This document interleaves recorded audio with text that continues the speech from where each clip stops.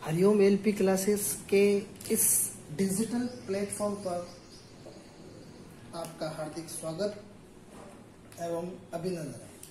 देखिए, पिछली वाली जो क्लास थी अपने सबसे इम्पोर्टेंट क्लास थी ऑनलाइन कैटलॉग की अवधारणा, और आज हम बातचीत करेंगे इसी रूप के अंतर्गत शॉपिंग कार्ट। देखिए, शॉपिंग कार्ट क्या होता है इसके बारे में विस्तृत रूप से अब अपन बातचीत करते हैं।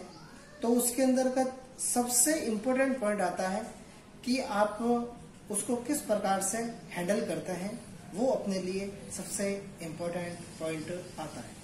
देखिए, अगर आपने अभी तक इस चैनल को अगर सब्सक्राइब नहीं किया है तो मैं चाहूंगा कि आप इस चैनल को ज्यादा से ज्यादा शेयर करें, लाइक करें और सब्सक्राइब करें।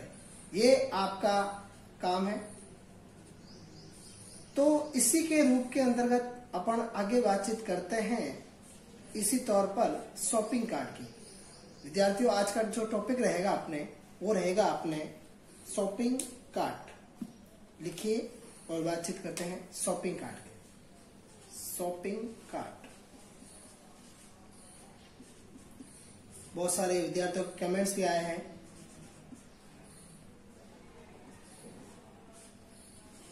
बिल्कुल बेसिकली रूप में मैं आपको बता रहा हूँ, बिल्कुल सिंपल उद्देश्य से, ताकि समझ में आना चाहिए।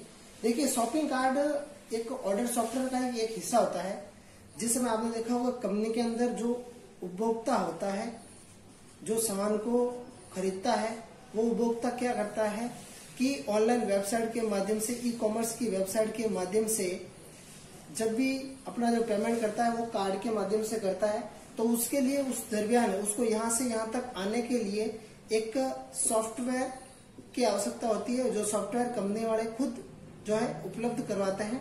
और उसके माध्यम से वो उस लिंक को ओपन करता है, और लिंक को ओपन करने के बाद में जो भी कार्ड के द्वारा पेमेंट होता है, सामान लेने के बाद में सामान को पहले लेता है और ऑर्डर करने के बाद में कार्ड से पेमेंट करता है। तो ये जो सारा का सारा होता है ये ऑनलाइन शॉपिंग के अंतर्गत, जिसके अंतर्गत की क्या होता है, मुख्य रूप से जिस प्रकार की आपने देखा होगा, अगर अपन कोई भी होटल या रेस्टोरेंट के अंतर्गत जाते हैं तो एक जिस प्रकार से मेनू का एक चार्ट बना होता है, और उस चार्ट के अंतर्गत जो भी मेनू होते हैं उन सभी मेनुओं के सामने मेनू का नाम और मेनू का जो क्या क्या प्रोडक्ट की क्वालिटी है, उसका कितना ग्राम देगा, name of menu, series number, name of मेनू, कितना ग्राम क्या है क्या नहीं है, और जो साथ में है उसकी रेट लिखी होती है। तो ठीक उसी प्रकार से ऑनलाइन के अंदर भी उसके ऊपर क्या ऑफर चल रहा है क्या नहीं है,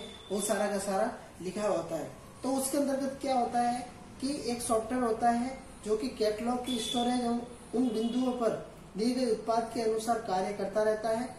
और शॉपिंग कार्ट कंपनी की जो एक वेबसाइट होती है, उस वेबसाइट के ऊपर और उस इंफ्रास्ट्रक्चर के ऊपर और उसके बीच के अंतर्गत एक कार्य करता है, जो कि उपभोक्ता को उत्पाद चुनने की अनुमति देता है और उसका रिव्यू बताता है कि ये उत्पाद के गुणों में किए गए बदलाव के अंतर्गत कैसा है क्या नहीं है। जैसे कि आपने देखा होगा, किसी भी प्रकार से अगर अपन कार्य करते हैं तो उसके लास्ट के अंतर्गत एक स्टार बने हुए आते हैं, 5 स्टार बने हुए आते हैं। तो उसके अंतर्गत अपन को क्या करना पड़ता है, एक रेटिंग देनी पड़ती है। उस रेटिंग के दरमियान ये पता चलता है कि जो कार्य कर रहे हैं वो किस प्रकार से कार्य कर रहे हैं, उनको क्या कस्टमर इससे संतुष्ट है या फिर कस्टमर संतुष्ट नहीं है। आपने देखा होगा, जिस समय अगर अपन व्हाट्सएप के ऊपर बातचीत कर रहे हैं, ठीक है ना, तो उसके लास्ट में जिस समय होता है उस समय आपको ये 5 स्टार के जो है व्यू देने पड़ते हैं, और उसके अंदर लास्ट में आता है नॉट नाउ, ठीक है ना, और उसके बाद में आता है सबमिट। अगर ये व्यू के ऊपर अगर जैसे आप इसके ऊपर क्लिक करते हैं मतलब आपने 4 की रेटिंग दी है, और अगर इसके ऊपर क्लिक करते हैं मतलब आपने 5 की रेटिंग की दी है। जैसे ही रेटिंग देते हैं और सबमिट पर क्लिक करते हैं तो आपका रिव्यू व्यू जो है सबमिट हो जाता है। तो ये बातें हैं होती है जो व्यू सबमिट देने की, मतलब कस्टमर कैसे संतुष्ट होता है या कस्टमर संतुष्ट नहीं होता है, या अपनी जो जानकारी है जो सेवा और प्रोडक्ट के बारे में उसके द्वारा बताए गए। अब इसके अंदर कुछ जो तथ्य शामिल किए गए हैं उन तथ्यों की अगर अपन बिल्कुल नॉर्मल वे के अंदर बातचीत करते हैं तो आइए बातचीत करते हैं उन तथ्यों के बारे में। तो देखिए शॉपिंग कार्ड के जो तथ्य होते हैं कोड कार्ड से संबंधित उस तथ्य के अंतर्गत अपन अभी बातचीत करते हैं। देखिए तथ्य के अंदर सबसे पहला जो अपना इम्पोर्टेंट रहेगा तथ्य के अंतर्गत वो रहेगा कार्ड की सीमा। देखिए आपने देखा होगा बैंकों में जो ट्रांजैक्शन की समय सीमा होती है उस समय सीमा के अंतर्गत भी सीमा के अंतर्गत क्या होगी तथ्य की सीमा के अंतर्गत 1 महीने के अंदर कुछ ट्रांजैक्शन दिए हुए होते हैं। उस ट्रांजैक्शन से अगर ज्यादा ट्रांजैक्शन करते हैं तो आपसे वो चार्ज जो है कुछ लेता है।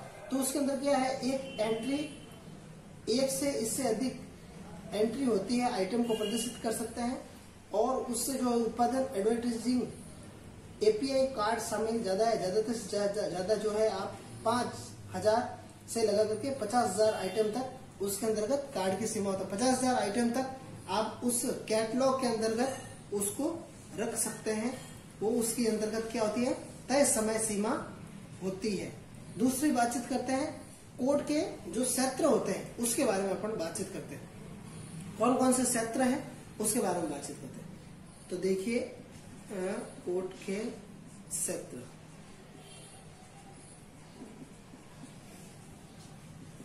कोड के क्षेत्र देखिए क्षेत्र में अपन अगर बातचीत करते हैं तो इसके अंतर्गत 2 प्रकार के जो है क्षेत्र दिए गए हैं आपके। उसके अंतर्गत सबसे पहले है आपके क्रियाशील जो कार्य को कर रहा है और रनिंग के अंतर्गत है उसका नाम अपन लेते हैं क्रियाशील। दूसरा और इम्पोर्टेंट है आपके उसी के अंतर्गत उसका नाम है आपके बाद के लिए सुरक्षित आइटम। बाद के लिए सुरक्षित आइटम। तो देखिए इसके अंतर्गत क्या है वो अपन बातचीत करते हैं।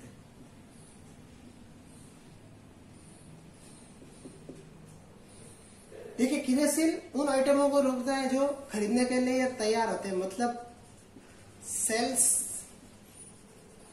परचेजेस के लिए तैयार होते हैं। उसकी लिस्ट जो है इस क्रियाशील के अंदर, क्रियाशील मतलब कार्य कर रहा है उसके अंतर्गत रहता है। इसके अंतर्गत क्या होता है जो आपने आइटम को सेलेक्ट कर लिया मतलब चुन लिया लेकिन वर्तमान में उपलब्ध नहीं है और उपभोक्ताओं के द्वारा इन आइटमों को सुरक्षित कर दिया गया है, बाद में इन्हें खरीदना चाहते हैं लेटर टाइम कुछ समय बाद में आपको इन आइटमों को खरीदना चाहता है तो क्या होता है जैसे ये आइटम इसके अंदर जुड़ेंगे तो आपके शॉपिंग कार्ड के अंदर ये क्या हो जाएंगे एक्टिव हो जाएंगे। पहले तो आप जिस समय इसको सेलेक्ट करेंगे तो आपके अनअवेलेबल आएंगे और कभी कभी ये होता है प्रोडक्ट अगर बाजार में भी अवेलेबल नहीं है और बाहर भी अवेलेबल नहीं है बनने में अगर दिक्कत हो रही है तो क्या करते हैं वो कंपनी वाले ऑनलाइन वाले ये सिस्टम करते हैं कि उसको बिल्कुल बुकिंग भी नहीं लेते हैं। उसकी क्या नहीं लेते हैं बुकिंग भी नहीं लेते। क्यों नहीं लेते हैं क्योंकि अगर बाई चांस मार्केट में अगर अवेलेबल नहीं होगा तो इससे जो है कस्टमर के ऊपर जो आती है साख के ऊपर इसकी समस्या आती है, वो इसके लिए आपको अवेलेबल कर देते हैं। तीसरा और सबसे इंपॉर्टेंट है वो क्या है देखते हैं। देखिए जो तीसरा और सबसे इंपॉर्टेंट है वो है इसके अंतर्गत कि आइटम जो क्रियाशील में नहीं जुड़ चुके हैं, आइटम जो क्रियाशील में नहीं जुड़ चुके हैं उनके बारे में कैसे देखिए।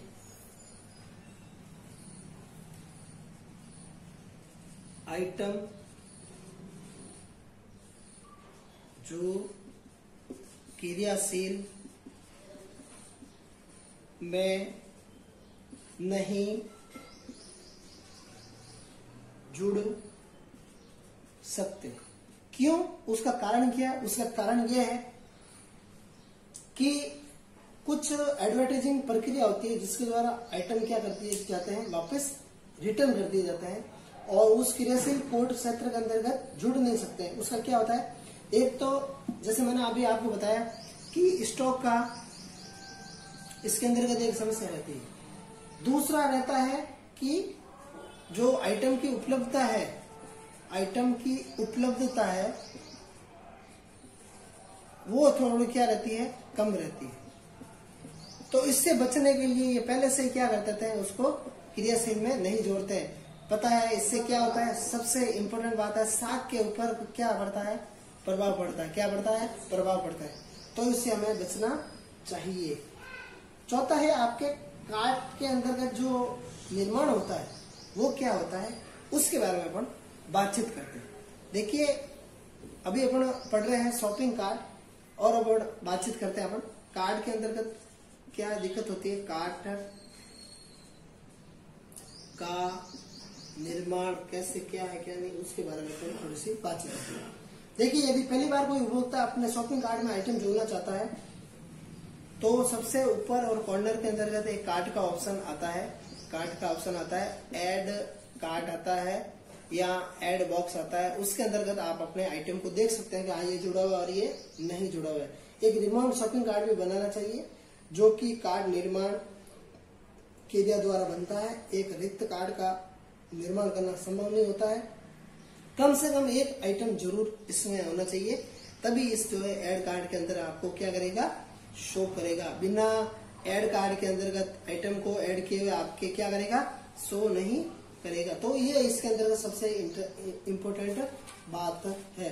अब देखिए कार्ड के अंदर जो कार्ड के अंदर जो बदलाव होता है वो कैसे होता है, कार्ड के अंदर जो बदलाव होता है वो ऐसे होगा, या तो आप उस आइटम को क्या करते हैं, डिलीट करते हैं, या फिर आप उस आइटम को क्या करते हैं, चेंज करते हैं, या फिर आप उस आइटम को क्या करते हैं, एक्सचेंज करते हैं। तो ये सारा का सारा जो उसके अंतर्गत ऑप्शन होता है वो उसी के अंतर्गत होता है। या फिर आप उसके अंदर क्या करते हैं, एक्सचेंज के अंदर मतलब इसका मतलब ये है कि उसको ऐड करना या इसको रिमूव करना, वो इसी के अंतर्गत आता है आपके। वो सबसे इम्पोर्टेंट बात है और ये अपन को समझना भी चाहिए कि किस प्रकार से अपन कब और कैसे कार्ड को रिमूव और ऐड करना चाहिए।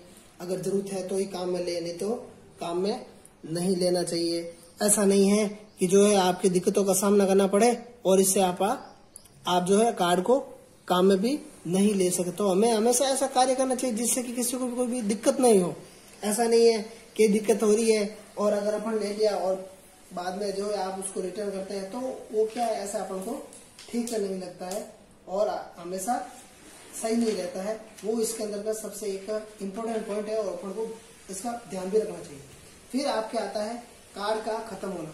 देखिए कुछ समय और टाइम का जो बाउंडेशन होता है उसके बाद में क्या होता है, कार्ड का ऑटोमेटिक जो वहां से रिमूव हो जाता है कुछ के अंदर, क्योंकि जो आपने आइटम बुक कर लिया वो दूसरे को नहीं मिलता है। तो ऐसे में क्या होता है, कुछ कार्ड का खत्म होना। नेक्स्ट पॉइंट है कार्ड का खत्म होना। देखिए आपने देखा होगा कि बहुत सारी जो ई कॉमर्स की जो वेबसाइटें होती है उस वेबसाइट के अंतर्गत क्या होता है, जैसे कि अमेजोन है, फ्लिपकार्ट है और जैसे कि जियो मार्ट है। तो उसके अंतर्गत क्या होता है, कुछ कुछ ऐसी होती है जिसको आपको जो है 3 महीने तक 3 मंथ्स की आपकी क्या होती है, इसके अंदर वैलिडिटी होती है और उस वैलिडिटी के अंतर्गत अगर आप उस प्रोडक्ट को अगर नहीं खरीदते हैं तो अमेजोन, फ्लिपकार्ट वगैरह इसके अंदर कुछ सिस्टम होता है कि उस कार्ड से ऐड कार्ड होता है, उस कार्ड से ऑटोमेटिक आपके वहां से क्या हो जाता है, हट जाता है, रिमूव हो जाता है।